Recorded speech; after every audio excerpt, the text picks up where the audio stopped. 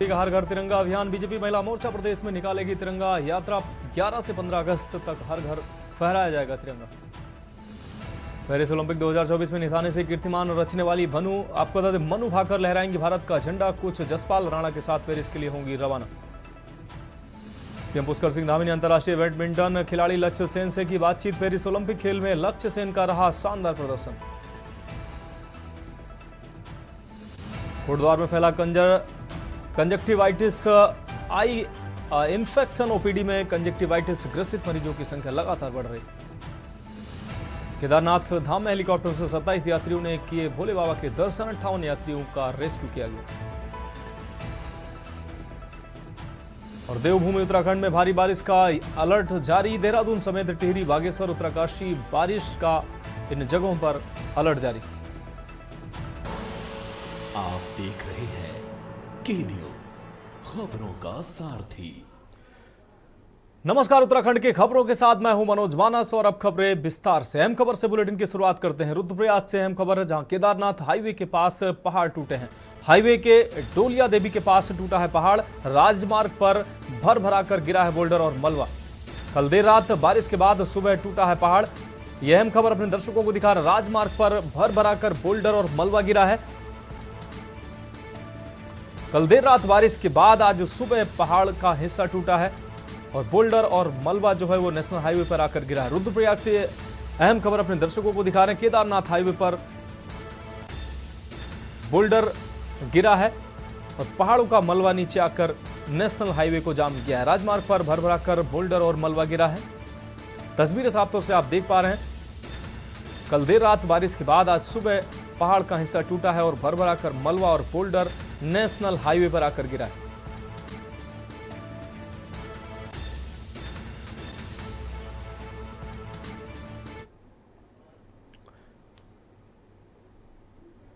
तो तस्वीरें साफ तौर से आप देख पा रहे हैं किस तरीके से पहाड़ का एक बड़ा हिस्सा टूटकर नेशनल हाईवे पर आकर गिरा, जिससे मार्ग बाधित हुआ है। आपको बता दें कल देर रात बारिश के बाद आज सुबह पहाड़ का एक हिस्सा टूटकर गिरा है।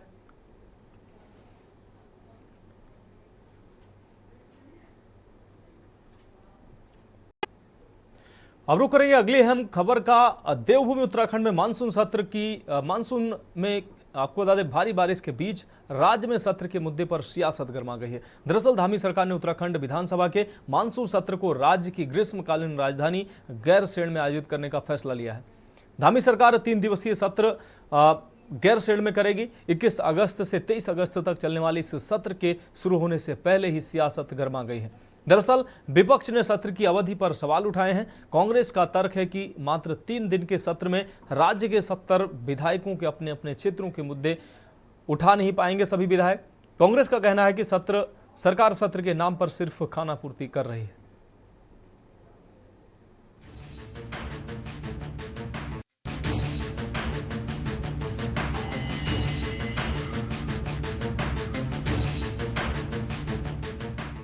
उत्तराखंड की धामी सरकार मानसून की भारी बारिश के बीच पहाड़ पर सत्र कराने जा रही है। सरकार ने सत्र की अधिसूचना को भी जारी कर दिया है। इसके तहत 21 अगस्त से 23 अगस्त तक सत्र चलेगा। वहीं उत्तराखंड विधानसभा अध्यक्ष रितु खंडूरी भूषण ने सत्र को लेकर अधिकारियों की बैठक ली। विधानसभा अध्यक्ष ने सभी तैयारियों को समय से पूरा करने के निर्देश दिए हैं। वहीं उन्होंने बताया कि करीब 500 प्रश्न विधानसभा को प्राप्त हो चुके हैं। वहीं विपक्ष का कहना है कि सरकार का मानसून सत्र सिर्फ खाना पूर्ति है। देखिए, सत्र को लेके पूरी तरह से तैयारी है हमारी, लेकिन मैंने आज अपने अफसरों के साथ जो विधानसभा सचिवालय है उनके साथ एक बैठक की है, ताकि जो भी हमारे जो सत्र है वो सही तरीके से चले, किसी को किसी तरह की समस्या ना हो और जनता के जो भी प्रश्न होते हैं, जो भी मुद्दे होते हैं, वो हमारे सदन में उठ सकें और उनके जवाब मिल सकें। इस तरह से प्रयास रहेगा कि सभी को ठीक से सुविधा मिले और सत्र ठीक से चले। आपदा एक बहुत बड़ा मुद्दा है। पूरा पहाड़ प्रभावित है।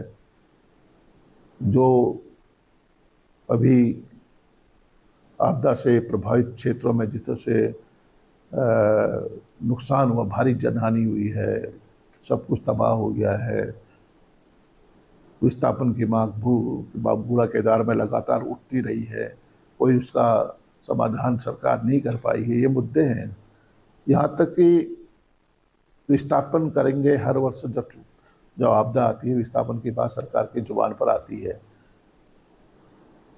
जो धारचूला है, धारचूला में 3 साल से 4 साल से आपदा ने विकराल रूप धारण किया हुआ है और वहाँ पर एक स्टेडियम में, मिनी स्टेडियम में पिछले वर्षों में से वहाँ पर लोग, उनका सब कुछ खत्म हो गया है। जब घर खत्म, देखिए बहुत सारे मुद्दे हैं इसमें, सीएलपी आपको ज़्यादा बेहतर बता सकते हैं कि किन विषयों में बात होगी, पर मुझे लगता है अग्निवीर है, SSSC भर्ती घोटाला है, आपदा है, महिला अपराधों पे जो हम पहले नंबर पर 9 हिमालय राज्यों में, वो विषय है, जिला विकास प्राधिकरण को लेकर कई किस्म की दिक्कतें नई सामने आ रही हैं, वो विषय हो सकता है।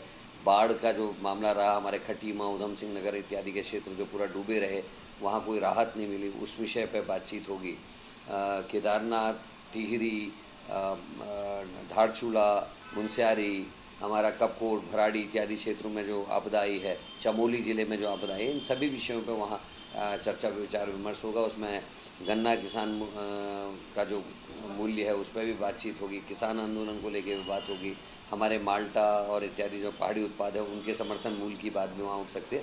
तो अनेकों विषय है जिन पर मेरे को लगता है लॉ एंड ऑर्डर, इन सभी चीज़ों पर वहाँ बातचीत होगी। आपको बता दें कि विपक्ष 1 सप्ताह से अधिक सत्र चलाने की मांग कर रहा है ताकि सभी विधायकों के प्रश्न सदन में उठाए जा सके। वहीं विपक्ष ने मानसून सत्र में सत्ता पक्ष को कई मुद्दों पर घेरने की रणनीति तैयार की है। कांग्रेस का कहना है कि वे सदन में सत्र की अवधि को बढ़ाने, बेरोजगारी, राज्य की बदहाल कानून व्यवस्था, राज्य में बढ़ती महंगाई, राज्य में आई आपदा समेत तमाम मुद्दों को सदन में उठाएगा। वहीं सत्ता पक्ष का कहना है कि विपक्ष के पास मुद्दों की भारी कमी है।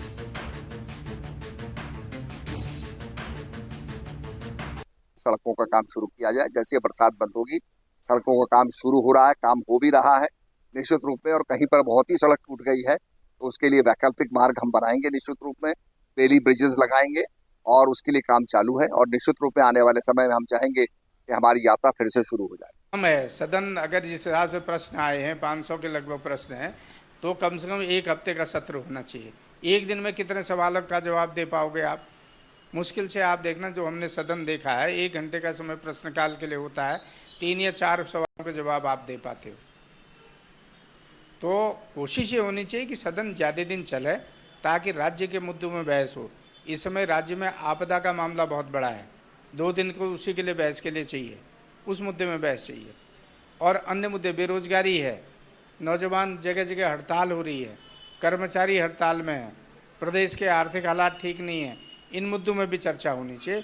तो हमारा तो निवेदन ये है सरकार से भी और विधानसभा अध्यक्ष जी से कि कम से कम 1 सप्ताह का सदन चलना चाहिए। देखिए, सत्ता पक्ष हमेशा प्रदेश के जनमानस के हित में काम कर रहा है, लगातार प्रयास कर रहा है कि किस तरह से विकास के कार्य को हम अंतिम छोर तक पहुंचाने का काम करें। पूरे प्रदेश के अंदर इस वक्त पुष्कर सिंह धामी जी लगातार विकास को गति देने का काम कर रहे हैं और विपक्ष केवल और केवल आरोप और प्रत्यारोप लगाने की बात करता है। कोई भी मुद्दे ऐसे नहीं है, वो घिसे पीटे उन मुद्दों को लाने का काम करते हैं जिनका अभी कोई औचित्य भी नहीं है, जिनकी कोई अभी तक जरूरत भी नहीं है। तो मुझे लगता है कि कांग्रेस को पहले मंथन करना चाहिए, चिंतन करना चाहिए और क्या विषय जनता के होने चाहिए और जनता के हित में क्या हमें काम करने चाहिए, उस पर ज़्यादा उनको देखना चाहिए। रही बात महंगाई को लेकर के या अन्य और दूसरे मुद्दों को लेकर, तो जहां पर कांग्रेस की सरकार है वहां वो उन्होंने कितनी कम महंगाई को करा है, जरा ये भी वो बता दें। अपने भी उन राज्यों के बारे में जरा वो बताने का काम करें जो हमेशा आरोप लगाने का काम करते हैं। तो कांग्रेस के पास ना ही पहले कुछ काम करने के लिए जनता ने दिया और ना ही अब उनके पास कुछ काम करने के लिए पुष्कर सिंह धामी जी के नेतृत्व में बहुत ही बेहतर काम इस प्रदेश का हो रहा है। तो कांग्रेस केवल और केवल झूठ और भ्रम की स्थिति पैदा करके जनता को भ्रमित करना चाहती है और केवल अवसर तलाशने का काम करती है हर बार राजनीति को लेकर के। तो मुझे लगता है कि इस तरह की राजनीति विपक्ष को नहीं करनी चाहिए, बल्कि सत्ता के साथ कंधे से कंधा मिलाकर के सकारात्मकता के साथ में और पॉजिटिव वे में आकर के सरकार का साथ देना चाहिए। कुल मिलाकर राज्य में मानसून की भारी बारिश के बीच उत्तराखंड विधानसभा के मानसून सत्र पर सियासत गर्मा गई है। विपक्ष के तेवर से साफ है कि सदन की बेहद ही हंगामेदार शुरुआत होने जा रही है। हालांकि बड़ा सवाल ये है कि क्या मानसून सत्र में जनहित से जुड़े कार्य हो पाएंगे? क्या विपक्ष सदन में सरकार की घेराबंदी तथ्यों के साथ कर पाएगा? क्या कांग्रेस को सदन में उठाए जाने वाले मुद्दों पर एक बार फिर मंथन की जरूरत है? सवाल तो ये भी है, क्या धामी सरकार का ये सत्र सिर्फ खाना पूर्ति है? Uttarakhand desk report.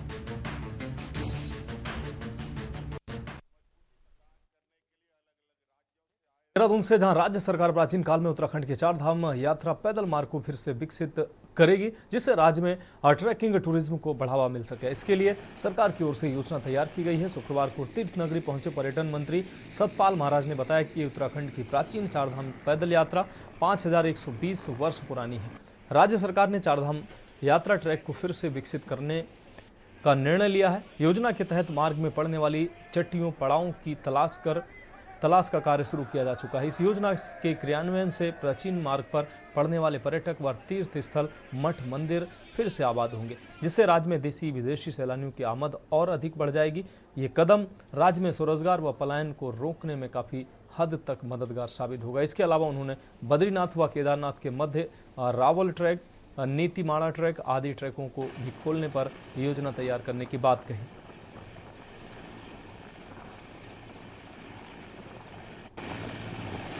ये पुराने हमारे ट्रैक्स हैं, हम चाहते हैं कि इन पे हमारे पर्यटक भी जाएं और सरुताल का जो है वहाँ की विहंगम दृश्य को देखें, वहाँ के सुंदर दृश्य को देखें। तो निश्चित रूप में और भी जो ट्रैक्स हैं उनको हम लाने जा रहे हैं। और हमारे तुंगनाथी बड़तवाल जी थे, उनके नाम पर भी हम एक कुछ ना कुछ करने जा रहे हैं। बहुत बड़े विद्वान थे, आप सभी जानते हैं उनको। तो निश्चित रूप में आने वाले समय के अंदर ट्रैक्स को हम फिर से कर रहे हैं, प्राणवान कर रहे हैं। और इसके साथ साथ हमारे जो होम स्टे हैं उनके अंदर भी 6 कमरों से लेकर 12 कमरे करने का हमारा विचार है। हमारे बड़ी सफल योजना है। कल मुझे राजा विक्रमादित्य जी मिले, जो PWD मिनिस्टर हैं हिमाचल प्रदेश के। उन्होंने हमारे होम स्टे की बड़ी तारीफ की और मुझसे पूरी सूचना मांगी कि होम स्टे के बारे में आप हमें बताइए ताकि हम भी उसको इम्प्लीमेंट कर सकें। तो आज बहुत बढ़िया मॉडल बना है। गाँव के अंदर हमारे होम स्टे बन गए हैं। गाँव का भोजन, जो आपका जो मंडवे की रोटी होती है, कंडली की भुजी होती है, नमक होते हैं, इस प्रकार से गांव का भोजन आपको खाने को मिलेगा। मुझे बड़ी प्रसन्नता हो रही है कि हमारे जितने भी 5 स्टार होटल्स हैं उसके अंदर उत्तराखंड की थाली परोसी जा रही है। अब रुक करेंगे अगली खबर का, जहां एक और केदारनाथ में उपचुनाव है तो वहीं दूसरी तरफ केदारधाम में सोने के चढ़ावे को लेकर कांग्रेस लगातार मुद्दा बना रही है। आपको बता दें, हल्द्वानी विधायक सुमित हृदय ने कहा कि अगर वास्तव में केदारनाथ धाम से सोना चोरी नहीं हुआ है तो बीजेपी वाले शंकराचार्य जी के बयान का खंडन क्यों नहीं कर रहे हैं, आखिर जांच क्यों नहीं हो रही है। वहीं मंडी परिषद के अध्यक्ष भाजपा नेता अनिल कपूर डब्बू का कहना है कि कांग्रेस झूठ के सहारे राजनीति चला रही है। खुद कांग्रेस के नेता गणेश गोदयाल ने मुंबई में बद्रीनाथ धाम की स्थापना की और अब यह केदारनाथ धाम को लेकर जनता में झूठ बोलकर उन्हें गुमराह कर रहे हैं। शंकराचार्य जी जो हमारे सनातन धर्म के सबसे बड़े संरक्षक हैं, जब उन्होंने इस पे प्रश्न चिन्ह रखा है इस विषय में, उसका कम से कम संज्ञान लेते हुए, चलो ठीक है, लग रहा है कांग्रेस राजनीति कर रही है, क्या शंकराचार्य जी भी राजनीति कर रहे हैं? क्या उनकी बात का भी खंडन करने को भारतीय जनता पार्टी के लोग तैयार है? मेरा उनसे सवाल है। उन्होंने भी जब इस विषय को उठाया, उन्होंने भी कहा है कि इसमें जांच होनी चाहिए, तो जांच से क्यों बच रही है भारतीय जनता पार्टी? हम भी तो ये कह रहे हैं कि जांच करवा दीजिए, दूध का दूध और पानी का पानी हो जाएगा, इसकी जांच तो हो, तब कोई निर्णय पे आया। अब केवल भारतीय जनता पार्टी के प्रवक्ता जो बोल रहे हैं, तो ऐसा नहीं है कि वो सत्य के इतने बड़े संरक्षक हैं कि वो जो भी बात बोलेंगे वो उसे सच मान लेंगे। कांग्रेस की आज हालत झूठ के आधार पर हो रही, भागो भागो का और कुछ नहीं हुआ, कुछ इनके बाद तथ्य होते हैं तो कुछ होता। इनके गणेश गोदयाल ने वहां बॉम्बे में बद्रीनाथ धाम की स्थापना की, ये तो क्या है कि बहुत हताश और निराश है विपक्ष। उनको लगता था तीसरी बार मोदी जी आएंगे, सब इकट्ठे हो गए, तब भी कांग्रेस सैकड़ा पार नहीं कर पाई। तो कुल मिलाकर बहुत है। और उत्तराखंड में दूसरी बार लगातार सरकार आई, धामी जी के नेतृत्व में लगातार जब तेजी में काम हो रहे सुबह शाम तक, ऐसा मुख्यमंत्री उन्होंने देखा तो वो परेशान होकर झूठ का सहारा ले रहे हैं। और जनता सब जानती है, अभी धामी जी गए थे केदारनाथ, वहां के धार्मिक लोगों ने, वहां के पुरोहितों ने इतना जबरदस्त स्वागत किया। और कुछ शंकराचार्य जी ने कहा कि साहब हमको तो जैसी खबर दे दी, बेचारे सीधे शंकराचार्य जी अच्छे व्यक्ति हैं, वैसा बोल दिया। उन्होंने खंडन किया, उन्होंने हमको तो मीडिया कोई इनका तथ्य होता। अब बढ़ते हैं अगली खबर की ओर। जूना अखाड़े के आचार्य महामंडलेश्वर और वरिष्ठ संत स्वामी अवधेशानंद गिरी ने बांग्लादेश में हिंदुओं पर हो रहे अत्याचार पर चिंता जताते हुए संयुक्त राष्ट्र संघ और अंतर्राष्ट्रीय मानवाधिकार संगठन से तुरंत हस्तक्षेप की मांग की है। अवधेशानंद गिरी ने बांग्लादेश की अंतरिम सरकार से भी अल्पसंख्यक हिंदुओं की सुरक्षा देने की मांग करते हुए बांग्लादेश से भारत आ रहे हिंदुओं को सभी सुविधाएं देने की बात कही। वीडियो जारी कर स्वामी अवधेशानंद गिरी ने कहा कि बांग्लादेश के हालात बेहद गंभीर हैं, वहाँ हिंदुओं को टारगेट किया जा रहा है और कई मंदिर भी तोड़े जा रहे हैं, लिहाजा हिंदुओं के सम्मान के लिए प्रभावी कदम उठाना बेहद जरूरी है।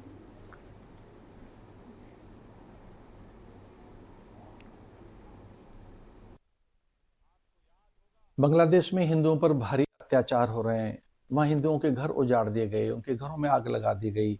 वहाँ की हिंदू युवतियां, तरुणियां, किशोरियां, वहाँ की बहू बेटियां किस तरह से अपमानित की गई हैं।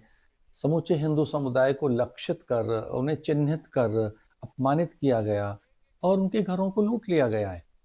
पूरे विश्व के हिंदू समुदाय में इन घटनाओं से भारी रोष है और एक सभ्य शिष्ट शालीन हिंदू समाज जो सबकी हितों की रक्षा के लिए आगे रहता है, वे हिंदू, बांग्लादेश के हिंदू जो वहाँ की सब प्रकार की उन्नति के लिए एक मूल माने जाते हैं, उनके साथ एक अमानवीय घटना हुई है। ये अच्छी बात नहीं है। मानवाधिकार संगठनों को आगे आना चाहिए। रुक करेंगे अगली खबर का। खबर बागेश्वर से है, जहां 78वीं स्वतंत्रता दिवस के कार्यक्रम को भव्य बनाने को लेकर, हर घर तिरंगा फहराने को लेकर कपकोट में शिखर मंडल व कपकोट मंडल की बैठक की गई।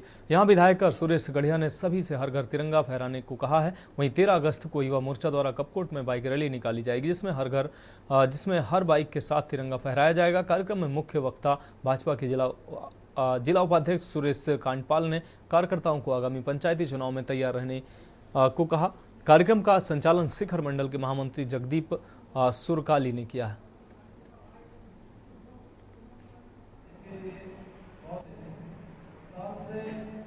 घर घर तिरंगा के निमित्त कपकोट मंडल और शिखर मंडल की संयुक्त बैठक में हमारे बीच में सभी भारतीय जनता पार्टी के वरिष्ठ नेतागण और भारतीय जनता पार्टी के संयोजक और सभी मंडलों के पदाधिकारीगण और गांव से आए हुए सभी भारतीय जनता पार्टी के कार्यकर्ता और हमारे युवा मोर्चा की टीम बहुत उत्सुक है कि हम हर घर तक तिरंगा झंडा पहुंचाएंगे। जो भारत माता की आन बान शान है, उसको लगातार घर घर तक पहुंचाने के साथ उसको बनाए रखने के लिए हम आतुर हैं और हमारे भारतीय जनता पार्टी के सभी पदाधिकारीगण बहुत रुचि के साथ यहाँ पहुंचे हैं। तो उत्तराखंड की खबरों में वक्त एक ब्रेक का है, जल्द हाजिर होंगे। आप देख रहे हैं के न्यूज, खबरों का सारथी।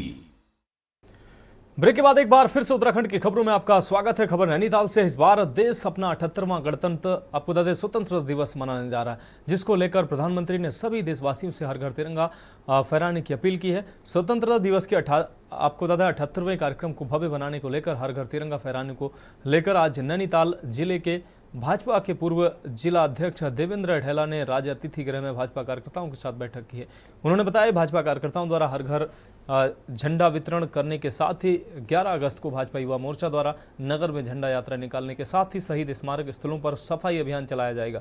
देवेंद्र ढेला ने कहा कि 15 अगस्त के अवसर पर केंद्र सरकार द्वारा हर घर तिरंगा अभियान चलाया जा रहा है, जिसका उद्देश्य लोगों को भारत की स्वतंत्रता के 78वें वर्ष का सम्मान करने के लिए तिरंगा ले जाने और फहराने के लिए प्रोत्साहित करना है।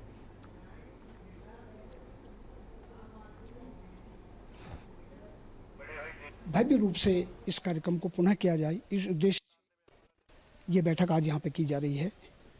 इसके मुख्य स्वरूप ये है कि 11, 12, 13, 14 इनमें हमने कार्यक्रम निश्चित किए हैं। 11, 12, 13 को युवा मोर्चा द्वारा यहाँ पर एक भव्य झंडा यात्रा निकाली जाएगी। तत्पश्चात उसके बाद यह आह्वान किया गया है कि जो हमारे शहीद स्मारक हैं, अपने युद्धपोत स्मारक हैं, वहाँ पर कार्यकर्ता सफाई अभियान के द्वारा उन मूर्तियों को स्वच्छता के दृष्टिकोण से रखते हुए माल्यार्पण कर पुष्पांजलि का कार्यक्रम करेंगे।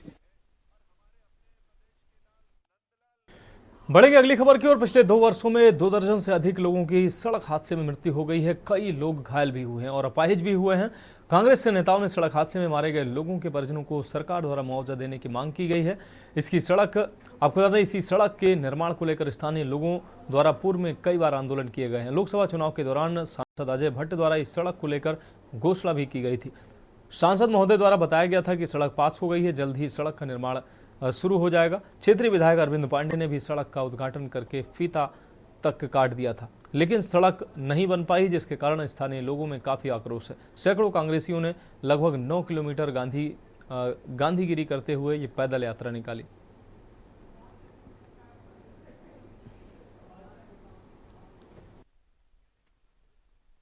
ये आपके संज्ञान में ये इस रोड का मामला है। आज 10 वर्षों से इस रोड का कोई भी निर्माण नहीं हो रहा है। गड्ढे देखिए, इसमें कितने बड़े बड़े गड्ढे हो गए, कितनी हत्याएं हो गई इस रोड के ऊपर। सरकार के द्वारा इस रोड का निर्माण नहीं किया जा रहा है। 2 विधायकों के घोषणा पत्र में इस रोड को दिया गया, इस फ्लाईओवर को दिया गया, लेकिन फिर भी यह सरकार इस रोड की सुध लेने को तैयार नहीं है। और हर बार इसका रिबन कट जाता है, हजारों करोड़ रुपए आ जाते हैं, वापिस चले जाते हैं, पर इस रोड का निर्माण नहीं होता। मांग है इस सड़क को लेकर हमारे यूथ कांग्रेस की तरफ से मार्च निकाला गया है। आज रोड का जो हालत आप देख रहे हैं, इससे पहले 29 तारीख को हम लोगों ने रुद्रपुर में धरना प्रदर्शन किए थे। और भी मुद्दा है और आगे हम लोग इस सड़क के साथ साथ अन्य मुद्दों को लेकर हम लोग गैरसैंण में जो अभी हाउस चलेगा उसमें भी धरना देंगे। रुक करेंगे अगली खबर का। नैनीताल के भीमताल झील में पहली बार लाइव सेविंग व काइकिंग प्रशिक्षण दिया जा रहा है। उत्तराखंड पर्यटन विकास परिषद द्वारा स्थानीय युवक को रोजगार से जोड़ने के लिए ये प्रयास किया जा रहा है। इस प्रशिक्षण शिविर में तकरीबन 18 स्थानीय युवा प्रतिभाग कर रहे हैं। उत्तराखंड में विषम भौगोलिक परिस्थितियों होने के कारण आपदाओं में इन युवकों को बचाव राहत कार्यों में उपयोग किया जा सके। राष्ट्रीय जल क्रीड़ा संस्थान गोवा के माध्यम से ये प्रशिक्षण अभियान स्थानीय युवकों को दिया जा रहा है, जिसमें पहले 5 दिन लाइव सेविंग व CPR का प्रशिक्षण दिया जाएगा। इसके साथ ही भीमताल झील में 5 दिन काइकिंग का प्रशिक्षण दिया जाएगा। वहीं कुमाऊं मंडल विकास निगम के प्रबंधक निदेशक ने इस काइकिंग सेंटर का शुभारंभ किया।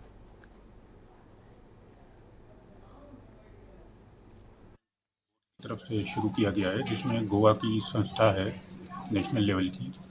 कायाकिंग का ट्रेनिंग इसमें करवाया जा रहा है।